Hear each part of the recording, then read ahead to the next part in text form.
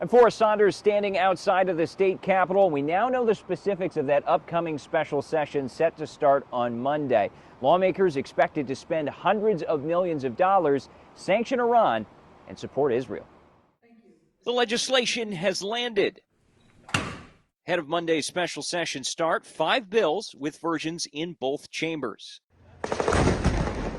Front and center supporting Israel's war with Hamas. A resolution under consideration would back the Jewish state's right to exist and defend itself against terrorism. We're going to support the state of Israel, which is the only democracy in the Middle East. State Senator Lori Berman is carrying a version of the bill. While it's largely symbolic, she believes it says a lot. Given the situation in the world right now, we all need to recognize that words matter. There's also the governor's plan to sanction Iran. The policy would drastically restrict local governments from contracting with the foreign nation.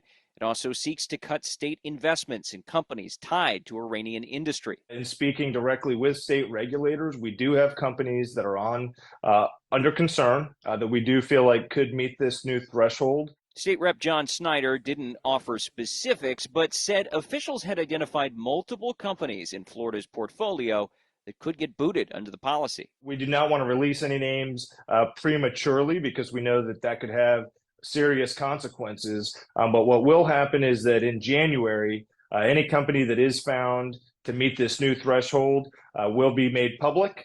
They'll have 90 days to either correct their action or, again, all Florida funds will be divested from their portfolios. The rest of the bills are largely centered on funding various programs.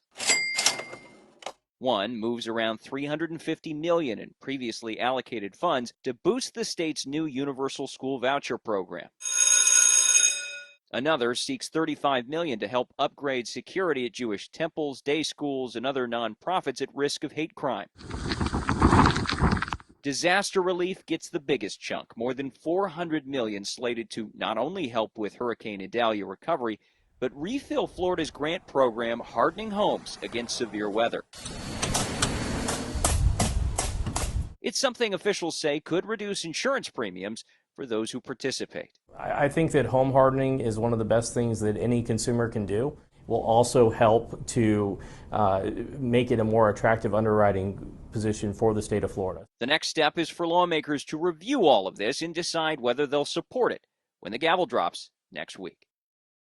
Democrats have regularly criticized this special session for not going far enough. They'd like to see more substantive work on things like property insurance reform. Even so, we expect wide bipartisan support for many, if not all, of these measures, which means they could be on the desk of the governor by mid next week.